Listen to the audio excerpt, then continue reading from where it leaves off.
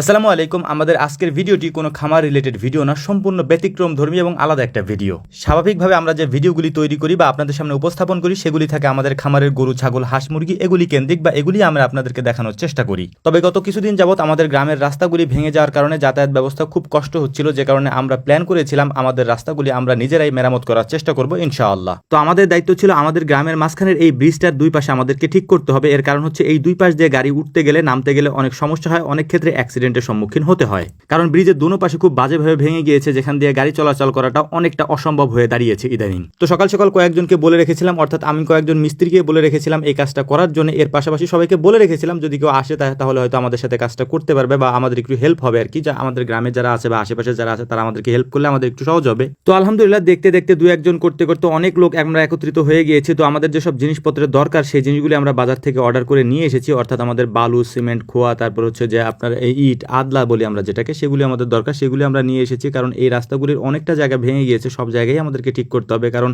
আজকের দিনটা আমরা গাড়ি বন্ধ রেখেছি, অর্থাৎ আমাদের এই ব্রিজের দুই পাশে প্রায় 1 কিলোমিটার জায়গা আমরা বন্ধ করে রেখেছি, যেটার কারণ হচ্ছে যে এই দুই পাশে আমরা ঠিক করতে হবে এবং ঠিক করার সময় এখান থেকে গাড়িগুলি চললে সেটা আমরা ঠিক করতে পারবো না এবং জায়গাটা নষ্ট হবে। তবে এই 1 ঘন্টা বা একদিনের মতো যে জায়গাটা আমরা বন্ধ করেছি এটা আমাদের জন্য খুবই চ্যালেঞ্জিং একটা ব্যাপার ছিল। এর কারণ হচ্ছে যে এই রাস্তাটা খুবই ব্যস্ততম একটা সড়ক, যেটা বন্ধ করাটা আমাদের জন্য খুবই টাফ একটা ব্যাপার ছিল। তবে আমাদের এখানে যারা অটো ড্রাইভার আছে বা যারা এখান থেকে গাড়ি চালান তারা আমাদেরকে আগে থেকেই বলেছিলেন যে আমরা এই দিন কোনো গাড়ি চালাবো না, যদি আমাদেরকে আপনি ঠিক করে দেন বা আপনারা ঠিক করে দেন। তো আমরা তাদের সাথে কথা বলে আলহামদুলিল্লাহ এই কাজটা করার চেষ্টা করছি এবং ওনারাও কিছু রাস্তা ওনারা ঠিক করেছে। আমাদের এখান থেকে নিয়ে অন্য 2-3টা গ্রামের যে রাস্তাগুলি ভেঙে গিয়েছে সেগুলো ওনারা নিজ উদ্যোগে ঠিক করেছেন এবং কয়েকজন ভাই তাদেরকে সাহায্য করেছেন এবং হেল্প করেছেন সেই কাজের জন্য। তো এই দায়িত্বটুকু যেহেতু আমাদের ছিল এই কাজটা করার জন্য, তো আমরা চিন্তা করছিলাম যে এই কাজটাকে সুন্দরভাবে কিভাবে করা যায় যাতে করে এই জায়গাগুলির মধ্যে দুর্ঘটনা প্রবণতা কমে যায়। কারণ এই ব্রিজ দিয়ে উঠতে গেলে অনেক সময় হচ্ছে যে কাত হয়ে অটোগুলি পড়ে যায়, অথবা হচ্ছে যে বোঝাগুলি আছে বা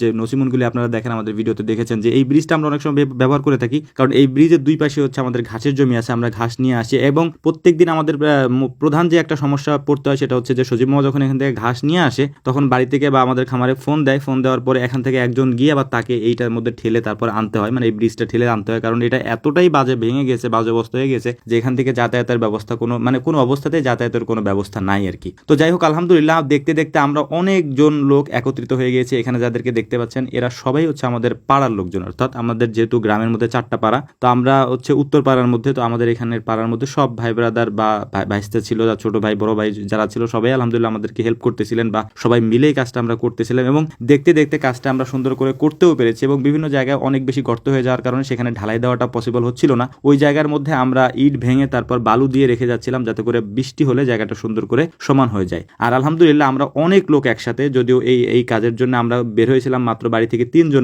থেকে 4 জন মানুষ বের হয়েছিলাম কাজটা করার জন্য।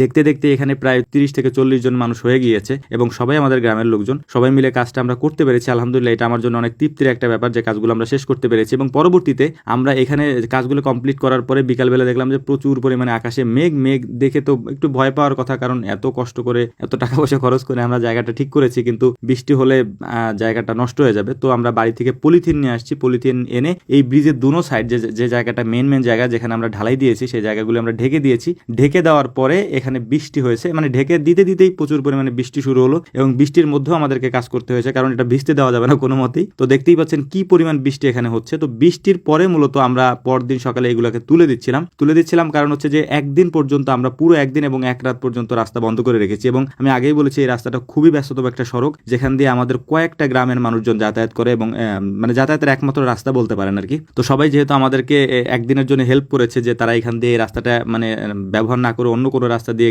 গিয়েছে, তো আমি আর তাদেরকে কষ্ট দিতে যাচ্ছিলাম, যে কারণে হচ্ছে যে পরদিন সকালবেলা ফজরের পরেই আমরা গিয়ে রাস্তা খুলে দিয়ে তারপর বাকি যে প্লাস্টারগুলো আমরা করেছিলাম ওখানে আমরা ঢালাই দিয়েছিলাম, সেখানে পানি দিয়ে রাস্তাটা ছেড়ে দিয়েছি। আলহামদুলিল্লাহ আল্লাহ তাআলা আমাদেরকে এটার জন্য উত্তম জাযা দান করবেন। আমরা মনে করি আল্লাহ তাআলা ভবিষ্যতে এই কাজগুলো আমাদেরকে করার তৌফিক দান করেন। আমাদের জন্য দোয়া করবেন। আসসালামু আলাইকুম ওয়া রাহমাতুল্লাহ।